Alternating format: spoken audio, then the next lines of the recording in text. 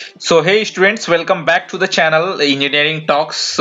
हम लोगों ने लास्ट वीडियो में कवर किया था अपना fourth chapter linear equation with two variables, और linear equations with two variables के हम लोग फर्स्ट एक्सरसाइज एनसीईआरटी पैटर्न को फॉलो करते हुए फर्स्ट एक्सरसाइज और सेकंड एक्सरसाइज 4.1 और 4.2 कर लिया था। बाकी था हमारा 4.3, मगर उसके लिए हमने डिस्कस किया था कि वो 4.3 वैसे तो चैप्टर ज्यादा बड़ा नहीं है, मगर छोटा सा एक चैप्टर है जिसमें एक्चुअली फोर्थ चैप्टर ही ज्यादा बड़ा चैप्टर नहीं है, बट 4.3 जो पार्ट है वो थोड़ा सा डिटेल्ड पार्ट है। उसमें थोड़ा ग्राफिकल रिप्रेजेंटेशन जो कि आपका बेस बिल्डिंग ब्लॉक होगा इन फ्यूचर मैथमेटिक्स को समझने के लिए सही से।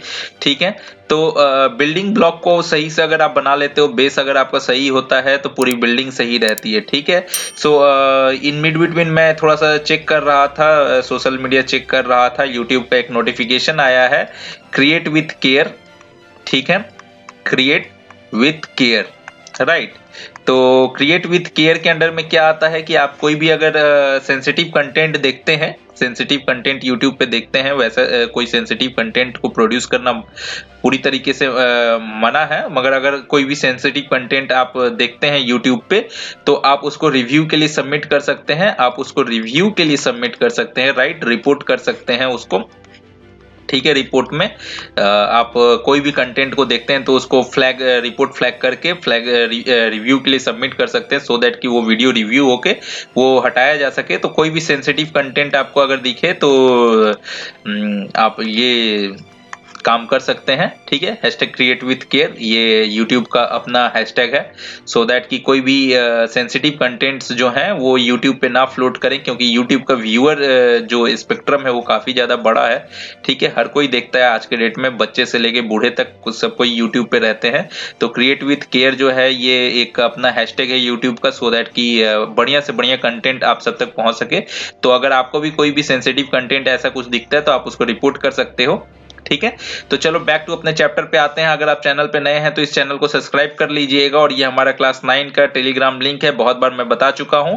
आप इसे स्कैन कीजिए और डायरेक्टली ग्रुप में जुड़ जाइए। कोई भी अपने डाउट्स इसमें डायरेक्ट सेंड कर सकते हैं, बल्क अमाउंट में डाउट्स यहाँ पे सेंड कर सकते हैं, और अगर कोई डाउट रहता है तो उस डाउट को हम लोग फिर सॉल्व करेंगे और आपके लिए डाउट सॉल्विंग वीडियो लेके आएंगे। ठीक है, तो यहाँ पे आपके लिए कोई कॉस्ट नहीं देना पड़ता है, बशर्ते आपको एक सब्सक्रिप्शन करना पड़ता है, बेल आइकन को ऑन कर लेना पड़ता है कि जिससे सारे नोटिफिकेशंस आप तक इजीली पहुंच सके। सब्सक्रिप्शन के बगल में देखिएगा बेल आइकन है, और बेल आइकन में नोटिफिकेशन फॉर ऑल कर दीजिएगा, सो दैट कि आपको सारे नोटिफिकेशंस मिलते रहेंगे टाइम से। ठीक है, जब भी हम लोग नया वीडियो डालेंगे। तो चलो ग्राफिकल रिप्रेजेंटेशन में आते हैं। वैसे तो ग्राफिकल रिप्रेजेंटेशन में लास्ट वीडियो में ही मैं बताया था, जो अपने linear equations with two variables हैं, linear equations of two variables. ठीक है, वो जो है वो हम लोग जो चैप्टर 3 में कोऑर्डिनेट सिस्टम पढ़े थे, तो वो उसमें कोऑर्डिनेट सिस्टम में जब उनको प्लॉट करेंगे तो हम लोग को एक स्ट्रेट लाइन मिलेगा। क्या मिलेगा? Straight line. ठीक है, स्ट्रेट लाइन मिलेगा। ओके, तो स्ट्रेट लाइन मिलेगा हम लोगों को। ठीक है, तो स्ट्रेट लाइन जो मिलेगा उसको हम लोग ग्राफ में प्लॉट करके देखेंगे। और स्ट्रेट लाइन का मैंने इक्वेशन बताया था आप लोगों को, एक स्टैंडर्ड इक्वेशन। जैसे अपना इक्वेशन है A X plus B Y plus C equals to zero. ये अपना जहां पे A comma B shouldn't be equals to zero होना चाहिए for two variables, linear equation of two variables के लिए। उसी तरीके से अपने स्ट्रेट लाइन का एक इक्वेशन बनता है जो है y equals to M X plus C. ठीक है, जहां पे m मैंने बताया था it is the slope of a straight line and c is constant, c is constant. ठीक है, तो ये एक स्ट्रेट लाइन निकालने की कोशिश करेंगे हम लोग। ठीक है, तो बिना देरी किए चलो डायरेक्ट हम लोग चैप्टर के एक्सरसाइज पे चलते हैं, 4.3 के एक्सरसाइज पे। ठीक है, तो 4.3 के एक्सरसाइज मैंने अपने बोर्ड पे ले लिया है। ठीक है, चलो डायरेक्ट एक्सरसाइज पे चलेंगे, है ना, और देखेंगे कि कैसे हम लोग ग्राफ प्लॉटिंग कर सकते हैं और कैसे ग्राफ प्लॉट करना है एक्चुअली। ठीक है, और कैसे हम लोग आगे एक्सरसाइज सॉल्व करेंगे। ठीक है,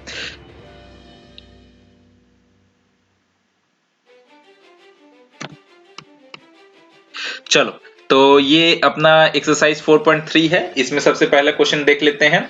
draw the graph of each of the following linear equation in to variables. ठीक है, तो आपको तीन ऐसे इक्वेशंस दिए हुए हैं जिनके आपको ग्राफ बनाने के लिए बोला जा रहा है। मैं एक एक करके आपको सिखाऊंगा। ठीक है, तो सबसे पहले देखो, ग्राफ बनाने के लिए आपको मैंने ऑलरेडी बता दिया कि एक स्ट्रेट लाइन है। तो स्ट्रेट लाइन को बनाने के लिए आपको मिनिमम 2 पॉइंट्स चाहिए। कितने पॉइंट्स चाहिए? एक स्ट्रेट लाइन को बनाने के लिए मिनिमम आपको 2 पॉइंट्स चाहिए। ठीक है, अगर 2 पॉइंट आपको मिल गया तो आप दोनों पॉइंट को जोड़ के एक स्ट्रेट लाइन बना सकते हो। ठीक है, फिर भी यहाँ पे for the ease of us हम लोग क्या करेंगे कि यहाँ पे हम लोग 4 पॉइंट लेके बनाएंगे। ठीक है, और जैसा कि आप लोगों ने स्लाइड में देखा ही होगा कि सामने एक ग्राफ छोटा सा मैं रखा हूं।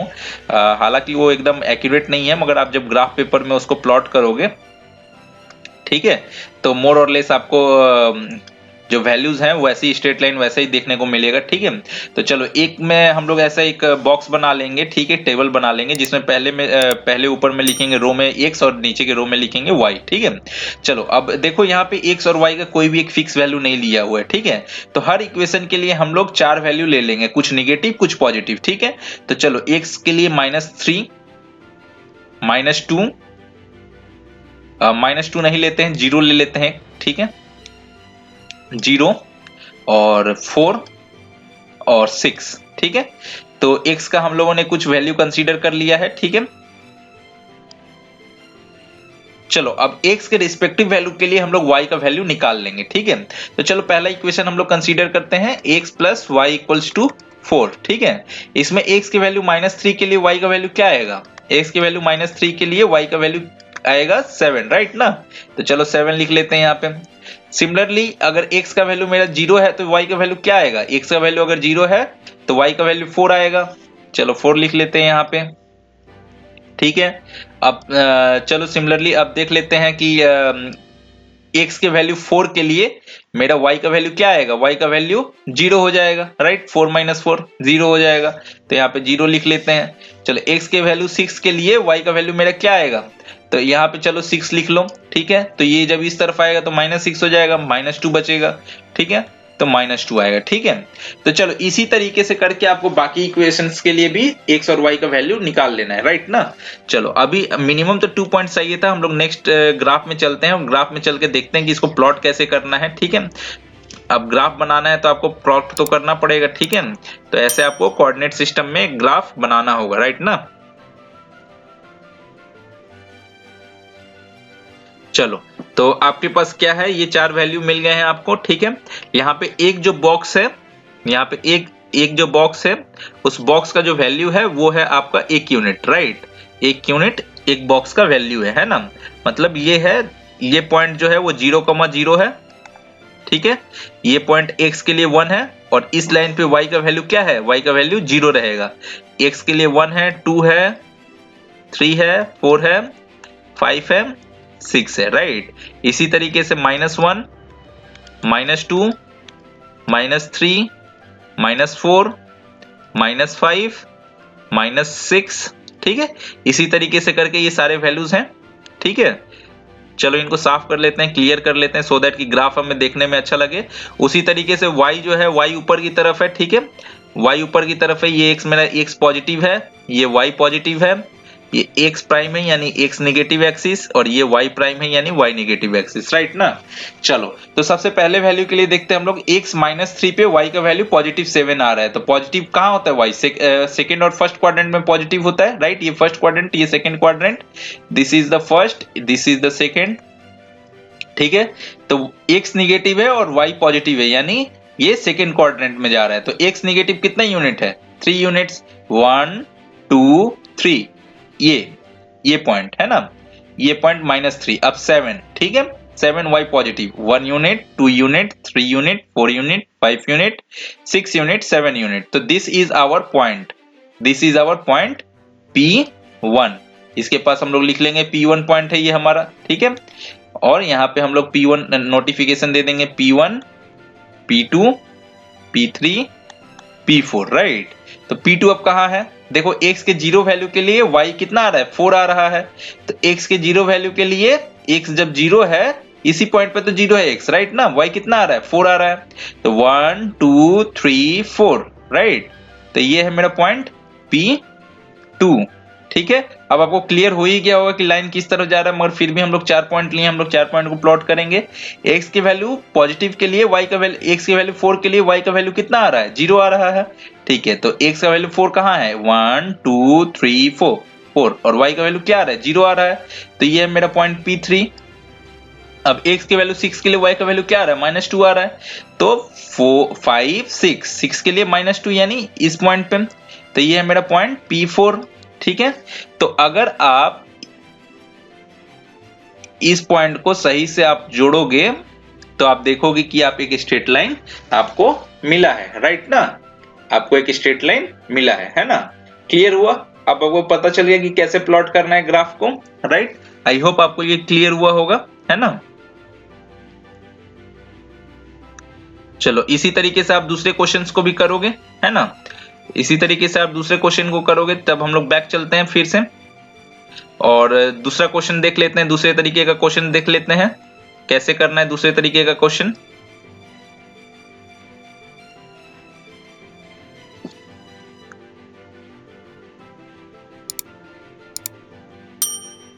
चलो दूसरा क्वेश्चन अपना क्या है, दूसरा क्वेश्चन अपना है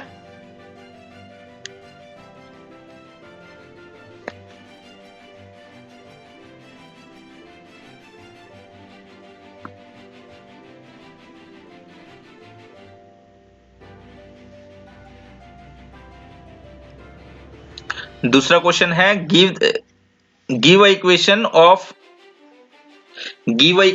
to line passing through this point, okay, how many such lines are there, ठीक है, एंड व्हाई, ठीक है।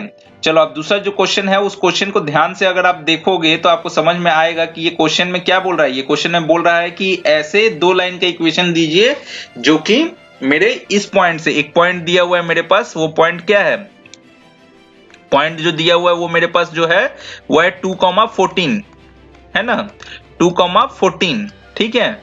तो मैं आपको क्या बोला था, मैं आपको फर्स्ट क्वेश्चन में ये बताया था ना, किसी भी स्ट्रेट लाइन को बनाने के लिए मिनिमम 2 पॉइंट चाहिए, ठीक है, मिनिमम 2 पॉइंट चाहिए किसी भी एक स्ट्रेट लाइन को बनाने के लिए, राइट ना। मगर यहाँ पे क्या है, यहाँ पे सिर्फ एक ही पॉइंट दिया हुआ है।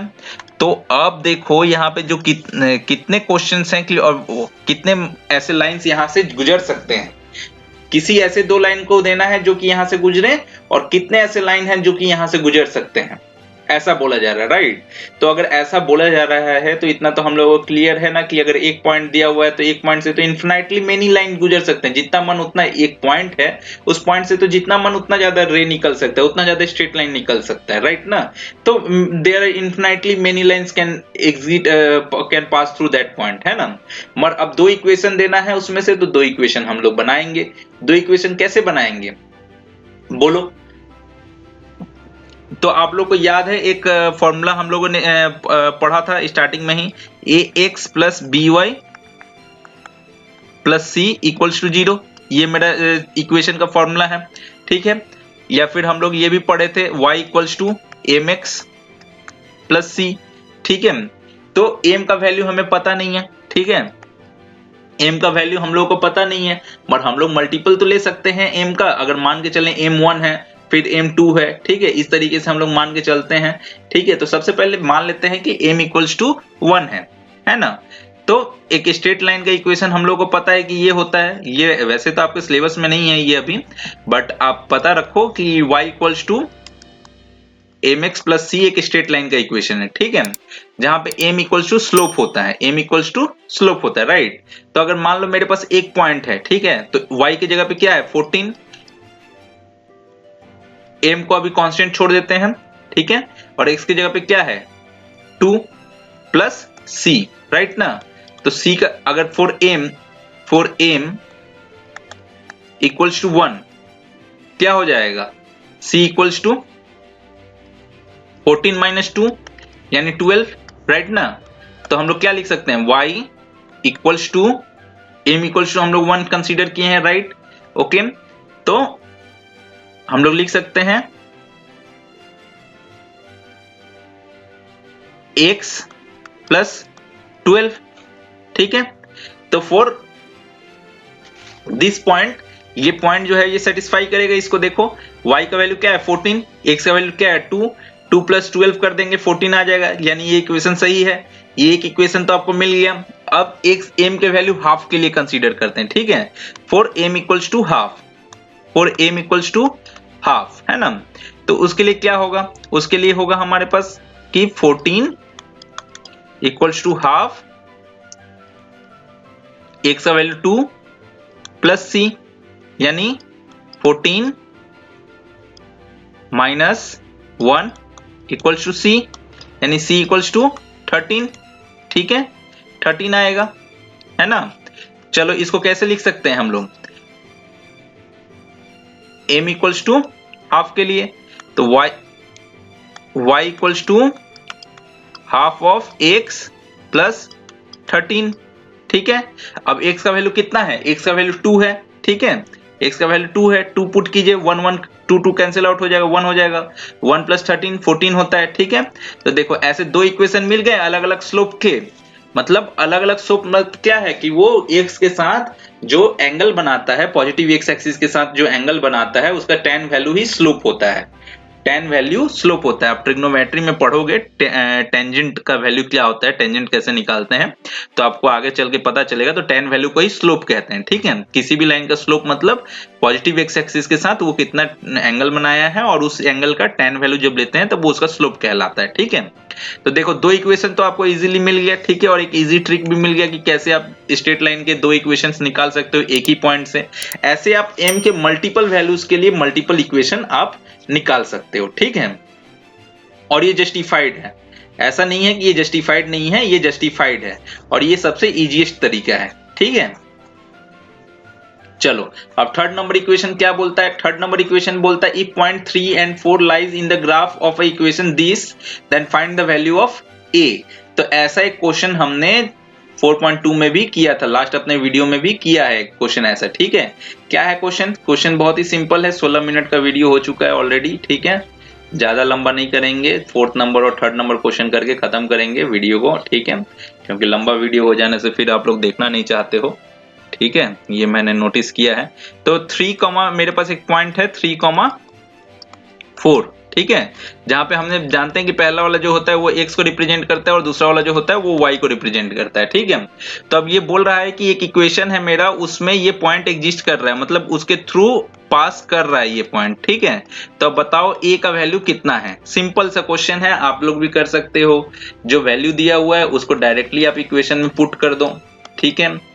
तो यहाँ पे a इंटू 3 दिया हुआ है, ठीक है, वेरी गुड, प्लस 7, तो ये क्या हो जाएगा, a into 3 equals to 12 minus 7 equals to 5 and a equals to 5/3, right ना, हो जाएगा। तो a का वैल्यू 5/3 आ गया, a का वैल्यू आपको मिल गया, इक्वेशन क्या हो जाएगा, इक्वेशन हो जाएगा 3y प्लस 5/3 x प्लस 7। अगर 3 आप नीचे से कॉमन ले लेते हो तो क्या हो जाएगा, 9y equals to 5x plus 21। ये हो जाएगा आपका total equation in the form of ax plus by plus c equals to 0।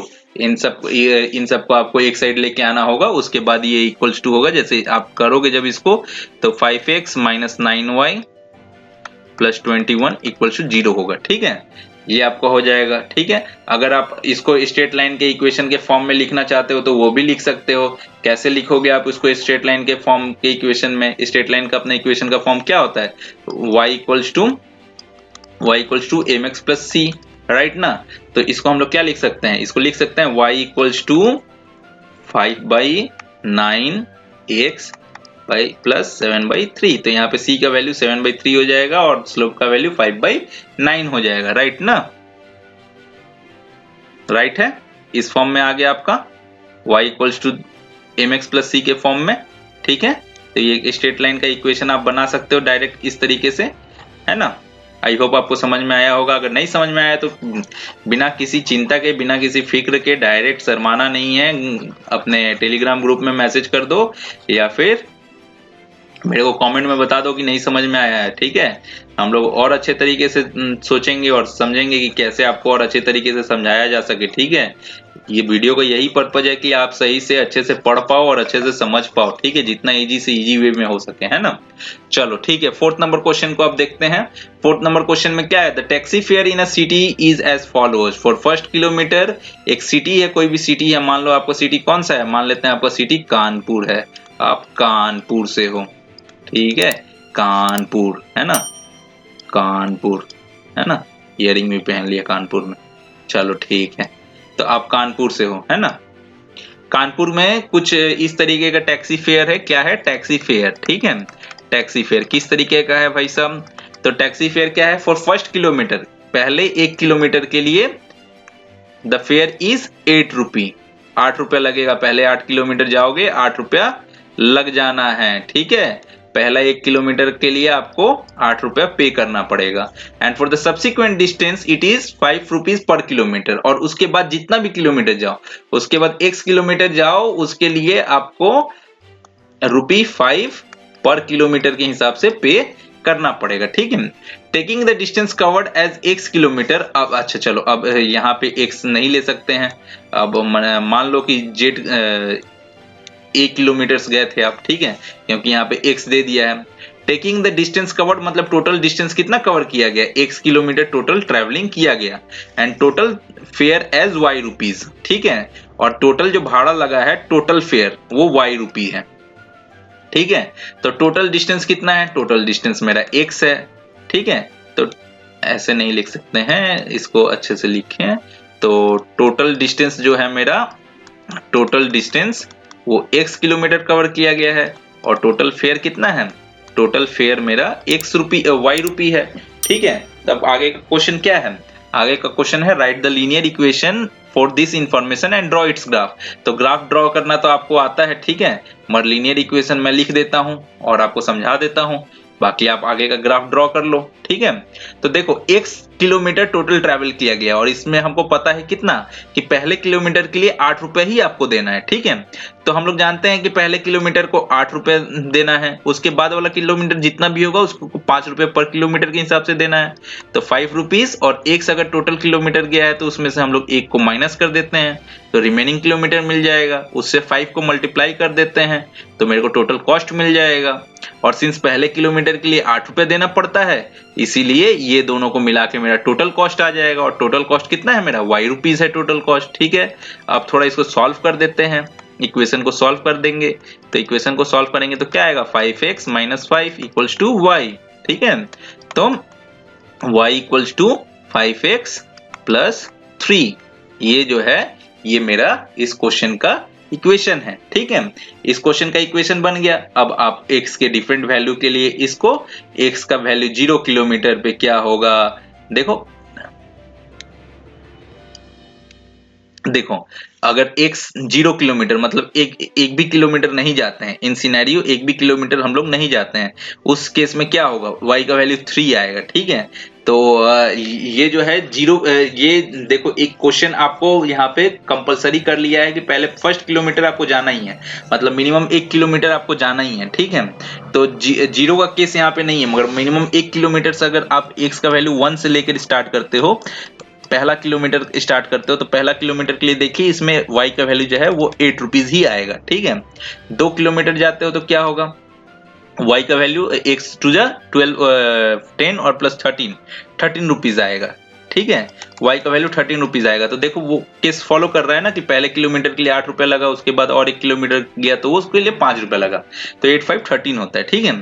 3 kilometre जाता है तो क्या होगा, पहले के लिए 1 और उसके बाद पहले के लिए 8 और उसके बाद 5 टू 10 10 लगना चाहिए, मतलब 18 रुपए लगना चाहिए। तो देखो अगर 3 तो 5 3 जा 15, 15 + 3 18, तो 18 लग रहा है, ठीक है। तो ये इक्वेशन जो है, ये इक्वेशन मेरा क्वेश्चन को सेटिस्फाई कर रहा है। अब इसके ऊपर डिपेंड करके आप x के डिफरेंट वैल्यू के लिए 2 वैल्यू से ही तो आप ऐसे ट्रेंड बना सकते हो, ग्राफ बना सकते हो, मगर आप 4 वैल्यू को मिनिमम लेके एक ग्राफ बना लेना।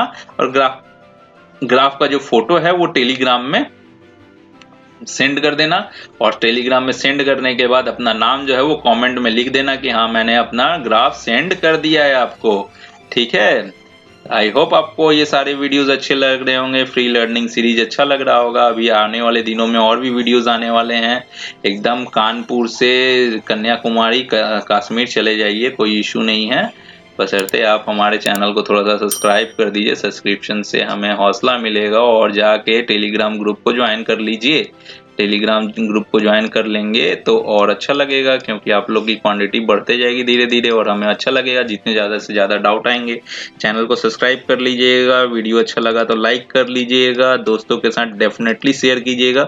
शेयर करना तो मस्ट है, क्योंकि सबका हेल्प होना चाहिए, ठीक है। और अपने अच्छे अच्छे कमेंट्स भी दीजिएगा, और कुछ बुरा लगे तो बुरे वाले ऑलवेज वेलकम, ठीक है। आई वेलकम जो क्रिटिसाइज करते हैं, आप क्रिटिसाइज कीजिए कमेंट में, तभी तो हमें पता चलेगा कि कमियां कहाँ रह गई हैं और हमें कहाँ उसको मेकअप करना है। और हैशटैग याद रखिएगा, क्रिएट विथ केयर, क्योंकि अगर आप क्रिएट विथ कुछ भी नया बनाते हैं यूट्यूब पे और उस सेंसिटिव कंटेंट का ध्यान रखते हैं और कोई भी सेंसिटिव कंटेंट हो और उसको रिपोर्ट करते हैं, तो वो हम लोग के लिए सही रहेगा। तो चलो मिलते हैं अपकमिंग वीडियो में, है ना। तब तक के लिए मुस्कुराते रहिए, हंसते रहिए और खिलखिलाते रहिए।